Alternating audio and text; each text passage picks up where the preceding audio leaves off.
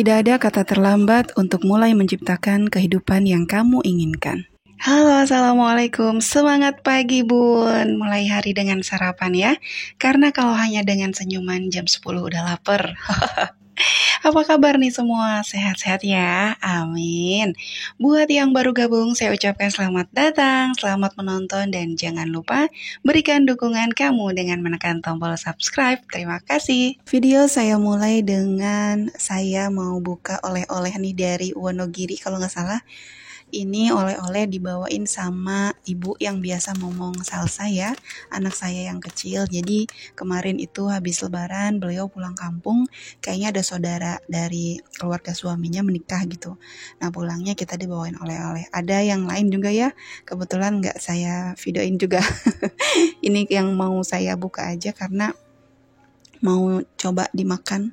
Anak saya mau nyobain bun, bukain dong bun gitu. Seperti biasa ya, kalau nonton video yang dari Teras Kamaya nih, pasti ada aja yang di-sharingin. Kayaknya hampir nggak ada ya, mungkin ada satu atau dua lah yang nggak ada sharingnya, cuma ngisi kegiatan aja. Saya pikir kayaknya boring ya, bosen kali kalau cuma ngelihat kegiatan saya nyapu, ngepel, nyuci piring dan sebagainya, karena teman-teman semua juga ngerjain hal yang sama di rumah ya. Jadi saya sih berharap di semua video saya itu ada sharing yang bermanfaat untuk kita semua. Semoga sih teman-teman gak berpikir sok tahu, sok tempe kayak yang iya aja gitu ya. Mudah-mudahan gak ada pikiran kayak gitu ya. Kita sharing ya sebisanya, semampunya apa aja yang kita tahu. Bahkan kadang-kadang sesuatu yang baru aja saya tahu gitu ya, entah tadi malam, entah kemarin gitu. Kalau saya pikir ini kayaknya buat di sharing, bagus juga nih supaya teman-teman juga tahu. Gak apa-apa ya. Siapa di sini yang mau hidupnya itu semrawut, berantakan, pusing, kusut, stres? Pasti nggak ada ya. Nah, tentunya ada banyak faktor nih yang bisa bikin hidup kita itu jadi nggak tenang, jadi nggak happy, jadi pusing, kusut, ruwet gitu lah ya. Salah satu di antaranya yaitu hidup tidak sesuai dengan kemampuan. Tapi mungkin kadang kita bingung ya, hidup seperti apa emang yang dibilang hidup nggak sesuai kemampuan? Kayaknya selama ini saya mampu-mampu aja, walaupun faktanya terseok-seok, terhuyung-huyung. Yuk kita cari tahu ciri-ciri apa aja yang menunjukkan kalau kita itu ternyata hidupnya nggak sesuai sama kemampuan.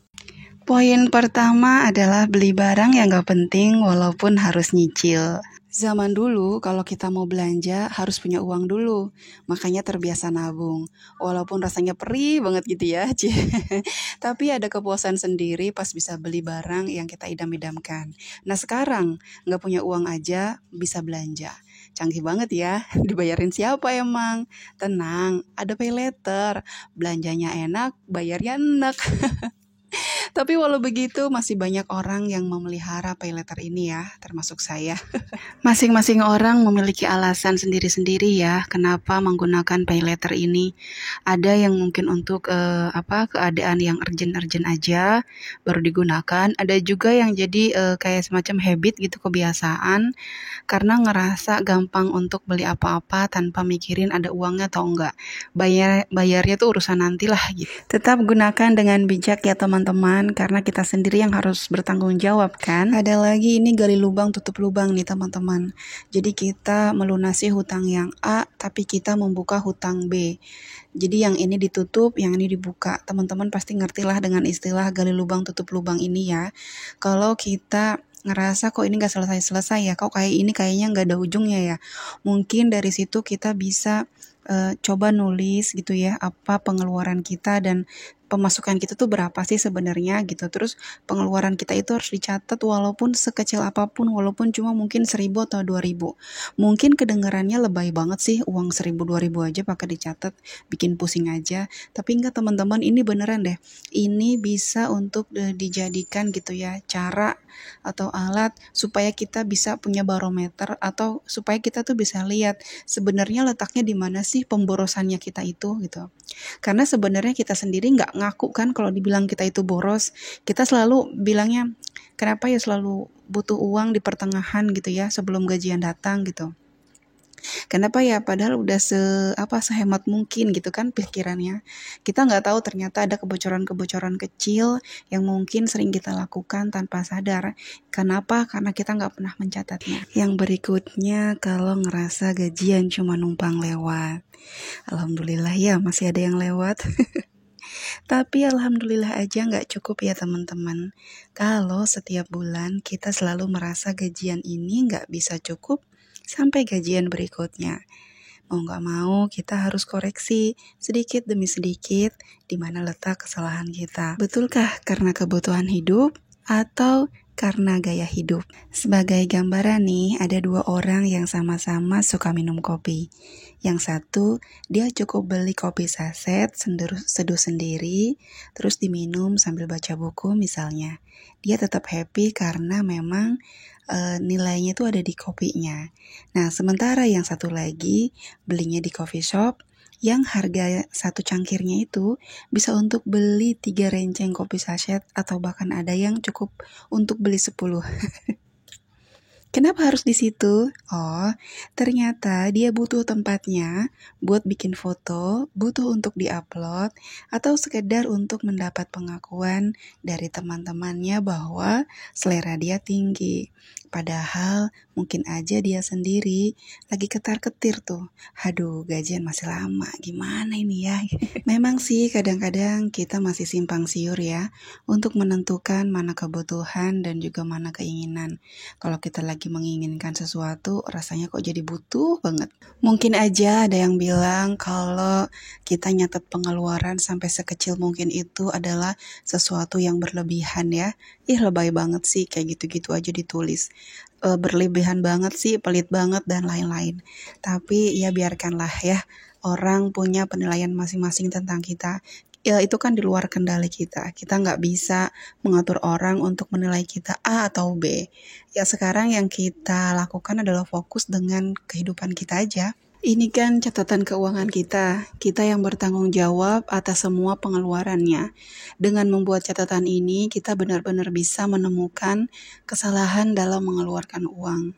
Perlu diingat tapi ya, bukan berarti kita itu jadi pelit. Jadi mau ngasih orang gitu kan, terus kita mikir, ini penting atau enggak ya, maju mundur. Bukan ya, bukan kayak gitu caranya. Kalau pengalaman saya sih nih, dari catatan yang udah saya lakukan beberapa bulan sebelumnya ya, yang bikin over budget itu biasanya jajan, baik itu makanan ataupun beli barang melalui online shop. Nah, hati-hati banget nih buat yang punya aplikasi online shop ya, karena belanjanya kan semakin mudah. Saking mudahnya, jangan sampai kita itu nggak sempat mikir lagi barang ini kira-kira penting atau enggak sih. Sebetulnya masih banyak ya ciri-ciri kalau kita itu hidup di luar kemampuan.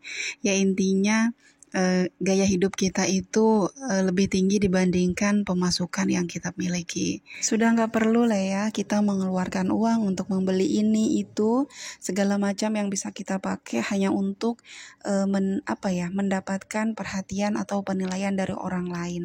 Terus gimana ya supaya kita bisa hidup sesuai kemampuan?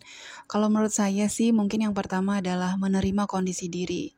Apa teman-teman nyesel nggak terlahir dari keluarga sultan? Kayaknya menyesal juga nggak ada gunanya ya, nggak akan mengubah kondisi hidup kita. Kecuali kita mau berusaha sendiri untuk bisa menjadi kaya. Jadi apapun yang kita terima di dunia ini, syukurilah. Lahir dari keluarga sederhana, syukuri. Punya gaji UMR, disyukuri ya. Yang berdagang seharinya dapat 50.000, 100.000, disyukurin. Karena masing-masing manusia sudah ditakdirkan oleh Allah berada di level hidupnya sendiri-sendiri. Kita nikmatin aja lah ya dengan ikhlas, diterima gitu kondisi hidup yang saat ini sedang kita jalanin. Misalnya kita nggak sanggup nih beli kopi di Starbucks, nyebut merek, kita beli kopi saset aja lah diseduh di rumah. Kalau yang suka minum es tinggal ditambahin es batu gitu ya kira-kira. Kita hidup sesuai kemampuan kita aja lah ya, supaya hidup ini happy gitu ya, nggak pusing, nggak banyak nanti nggak banyak cicilan gitu. Menjauhkan diri dari gaya hidup konsumtif intinya ya. Memiliki keinginan untuk mempunyai barang mewah itu boleh aja, asal nggak berlebihan dan sesuai dengan pendapatan yang dihasilkan. Kita juga memang harus belajar, benar-benar belajar, bisa membedakan, bisa memisahkan apa itu keinginan dan apa itu kebutuhan. Karena kalau kita udah tahu, kita udah bisa membedakan, insya Allah kayaknya pengeluaran itu akan lebih bisa kita arahkan gitu ya.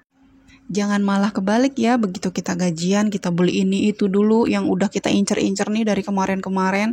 Tahu-tahu begitu uangnya udah tipis, baru ingat, oh listrik belum dibayar, kuota handphone juga habis. Uang makan cuma bisa buat beli mie instan. Mulai sekarang yuk janji sama diri sendiri untuk mulai hidup sesuai kemampuan, bukan keinginan. Karena sederhana dan apa adanya itu sebetulnya jauh lebih menenteramkan. Nafsu kita memang selalu ingin yang terbaik dan yang terbaru ya, walaupun sebenarnya belum perlu. Jadi nggak semua keinginan itu perlu diikutin. Nggak perlu terpancing untuk mengikuti gaya hidup orang lain ya, karena keadaan kita jelas berbeda. Oke teman-teman, sampai di sini dulu video kali ini. Terima kasih sudah nonton sampai selesai. Jangan lupa like, komen, dan subscribe bagi yang belum. Teras Kamaya pamit undur diri. Assalamualaikum warahmatullahi wabarakatuh.